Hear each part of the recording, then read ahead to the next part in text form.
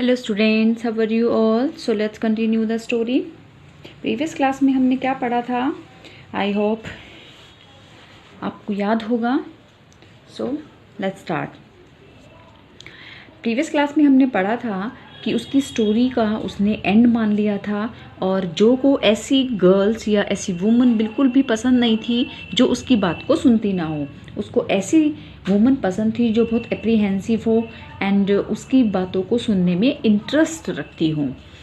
तो अब उसने उसको कहा अपनी बेटी से, जो आर यू लिसनिंग, क्या तुम सुन रही हो? Yes, because this is very interesting. तो वो कहते कि हाँ, क्योंकि स्टोरी जो है वो बहुत ज़्यादा इंटरेस्टिंग है इसलिए मैं सुन रही हूँ। Rose's skunk's mummy said what is that awful smell. तो रोजेस कंक की मम्मी ने कहा कि ये ऑफुल स्मेल कैसी थी? What? And Rose's skunk said it's me mummy. तो उस रोजेस कंक ने कहा कि माँ, ये मैं हूँ। आई स्मेल लाइक रोजेज, मेरी स्मेल जो है वो रोजेज जैसी हो गई है। And she said who made you smell like that. और फिर उसकी मदर ने पूछा कि ये तुम्हारी स्मेल किसने की ऐसी? ही रिप्लाइड द विजर्ड, कि विजर्ड ने। And she said well of all the nerve, कि उसकी हिम्मत कैसे हुई ऐसा करने की। You come with me and we are going right back to that very awful wizard, कि तुम मेरे साथ चलो, हम अभी उस ऑफुल विजर्ड के पास चलते हैं। जो सेटअप, जो बैठ गई, her hands dabbling in the air with genuine fright. एक रियल डर के साथ उसका जो हाथ था वो ऐसे डैबलिंग करने लगा, मीन्स हवा में लहराने लगा। But daddy then he said about the other little animals run away. फिर उसने कहा कि डैडी, फिर उसने ऐसे नहीं बताया कि दूसरे जानवर उससे भाग जाते हैं। Her hand skittered off into the underbrush, और वैसी ही एक्टिंग करते हुए उसका हाथ बिल्कुल ऐसे हो गया मानो वो झाड़ियों के अंदर चला गया हो। ऑल राइट, तो उसके फादर ने कहा ठीक है, कहानी को मैं ऐसे ही सुनाता हूँ। But mummy all the other little animals run away. अब रोजेस कंक ने अपनी माँ से कहा कि लेकिन माँ, सारे जानवर मुझसे दूर भागते हैं। And she said I don't care. लेकिन उसकी माँ ने कहा मुझे कोई परवाह नहीं है। You smell the way a little skunk should have and I am going to take you right back to that wizard. तो उसकी माँ ने कहा कि तुम एक छोटे स्कंक हो और तुम में से बिल्कुल वैसी स्मेल आनी चाहिए जैसी कि एक स्कंक में से आती है। और ये भी कहा कि मैं तुम्हें सीधे उस विजर्ड के पास लेकर जा रही हूँ। And she took an umbrella, और उसने अपनी अम्ब्रेला उठाई and went back with roses skunk, और वापस उस विजर्ड के पास गई। And hit that wizard right over the head, और उस विजर्ड के सिर में सीधे अम्ब्रेला को दे मारा।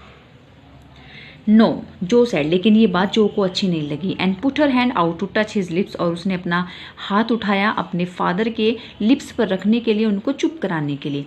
Yet even in her agitation did not quite dare to stop the source of truth. लेकिन जो जैक था वो अपनी उस एगिटेशन में, अपनी एक्साइटमेंट में, जो भी ट्रुथ का सोर्स था, जो सच का जो एक सोर्स था, उसको रोकने की हिम्मत उसकी नहीं हुई। फिर अचानक इंस्पिरेशन केम टू हर, जो के अंदर कुछ प्रेरणा जगी, कुछ इंस्पिरेशन आई, और वो बोली then the wizard hit her on the head, कि उस विजर्ड ने फिर उसकी माँ के सर पर मारा। And did not change the little skunk back, और वापस लिटिल स्कंक की स्मेल को चेंज नहीं किया। नो, ही सेड, लेकिन उसके फादर ने कहा कि नहीं। द विजर्ड सेड ओके, कि विजर्ड ने कहा ठीक है, मैं इसकी स्मेल को चेंज कर दूंगा। And roses skunk did not smell of roses any more, और अब रोजेस स्कंक में से और ज़्यादा रोजेस की स्मेल नहीं आ रही थी। ही स्मेल वेरी बैड अगेन, वो फिर से वही पुराने वाली जो उसकी गंदी स्मेल थी वो उसमें से आने लगी। But the other little animal, और इस तरह से जो थी वो रोने लगी, ये बोलकर कि बाकी सारे एनिमल तो उससे भाग जाते हैं। तो उसके फादर ने कहा जॉनी, जोनी, ये जो का पूरा नाम है। इट्स डैडी स्टोरी, ये डैडी की स्टोरी है। Shall daddy not tell you any more stories, क्या तुम चाहती हो कि डैडी तुम्हें और ज़्यादा स्टोरीज ना सुनाए? Her broad face looked at him through shifted light astounded. उसका जो चेहरा था वो चेहरा बिल्कुल एस्टाउंडेड था, मीन्स सरप्राइज चेहरे से। उसने अपने बड़े से उस एस्टाउंडेड फेस से, जो कि शिफ्टेड लाइट थी वहाँ पर, मीन्स पर्दों में से छनकर जो लाइट आई हुई थी उस रोशनी में उसने अपने फादर की तरफ देखा। This is what happen then, फिर ऐसा ही हुआ। Roger skunk and his mummy went home and they heard woohoo woohoo and it was the choo choo train bringing daddy skunk home from Boston. तो आगे उसके फादर ने उसको बताया कि रोजर स्कंक और उसकी मम्मी वापस अपने घर चले गए क्योंकि उन्होंने ट्रेन की आवाज़ सुन ली थी, वो ट्रेन जो उसके डैडी स्कंक को बोस्टन से घर लेकर आती थी। And they had lima bean, celery, liver, mashed potatoes and pie oh. My for dessert. और उसने फिर ये उनके सुपर का, उनके डिनर का डिस्क्रिप्शन दिया है कि उन्होंने इतनी सारी चीज़ें, lima bean, celery, liver, mashed potatoes, पाई-ओ नामक ये जो एक डिज़र्ट थी, मिठाई थी, वो सब खाई उन्होंने। And when Rosa Skunk was in bed, Mommy Skunk came up and hugged him and said he smelled like her little baby skunk again and she loved him very much. और फिर जब रोज़ा स्कंक सोने के लिए bed पर गया तो उसकी मदर स्कंक उसके पास आई और उसको गले से लगाया, उसको किस किया और फिर बोली कि उसमें से बिल्कुल उसके छोटे बेबी जैसी स्मेल आ रही थी जैसी कि आनी चाहिए थी। And that's the end of the story. और इस तरह से स्टोरी फिनिश हो गई। अब जो ने कहा but daddy what then did the other little animals run away, कि क्या फिर वो दूसरे जानवर जो थे वो उससे दूर भाग गए थे लिटिल स्कंक से। तो जैक ने कहा no, because eventually they got use to the way he was and did not mind it at all what is eventuality. तो उसने कहा कि नहीं, फिर आखिरकार in the last they got use to the way, वो उसके हैबिचुअल हो गए। He was and did not mind it at all, और फिर उसे बिल्कुल भी उन लोगों को बिल्कुल भी बुरा नहीं लगा। वॉट इज इवेंचुअलिटी, अब वो इवेंचुअली को इवेंचुअलिटी बोलती है। इन अ लिटिल वाइल, थोड़ी देर बाद, that was a stupid mommy, तो वो थोड़ी देर बाद बोलती है कि वो मॉमी बहुत स्टूपिड थी। इट वॉज नॉट, ऐसा नहीं था। He said with rare emphasis, उसने कुछ ज़्यादा जोर देकर ये बात कही। And believed from her expression that she realised he was defending his own mother to her और समथिंग एज ओड। तो उसने कुछ ज़्यादा जोर देकर ये बात कही और जिस तरह के उसके एक्सप्रेशन थे उससे उसे ये विश्वास हो गया कि वो ये बात समझ गई होगी कि वो किसी तरह से उसके सामने अपनी माँ का बचाव कर रहा था, अपनी माँ को डिफेंड कर रहा था या फिर कुछ ऐसी अजीब बात कर रहा था। Now I want you to put your big heavy head in the pillow and have a good long nap. अब उसने उसको कहा कि देखो, अब मैं चाहता हूँ कि तुम अपना ये बड़ा सा सिर पिलो पर रखो और अच्छी सी नींद लो। He adjusted the shade so not even a crack of day showed and tiptoed to the door. उसने जो शेड्स थे उनको एडजस्ट किया ताकि क्रैक ऑफ डे शोड, एक भी जरा सी भी रोशनी अंदर ना आ सके। And tiptoed to the door, and tiptoed means दबे पाव, वो दरवाजे तक गया। In the pretence that she was already asleep, और इस तरह से कि मानो वो सो रही हो, ऑलरेडी सो चुकी हो। बट वेन ही टर्न, लेकिन जैसे ही दरवाजे के पास जाके वो मुड़ा, she was crouching on top of the covers and staring at him, तो वो बिस्तर पर बैठी हुई थी और उसकी तरफ देख रही थी। Hey get under the covers and fall fast sleep, Bobby's sleep. तो उसने, जैक ने अपनी बेटी से कहा कि चलो जल्दी से चादर ओढ़ो और सो जाओ क्योंकि ऑलरेडी ही बॉबी सो चुका है, उसका भाई सो चुका है। She stood up and bounce sincerely on the springs, daddy what. तो फिर वो अचानक से खड़ी हो गई और बहुत तेज़ी से स्प्रिंग करती हुई, उछलती हुई वो बाउंस उसने किया, स्प्रिंग उसने किया, मीन्स वो थोड़ी तेज़ी से उछली लेकिन फिर वो संभल गई और बोली डैडी। उसने कहा what, tomorrow I want you to tell me the story that the wizard took that magic wand and hit that mommy, her plump arms chopped forcefully right over the head।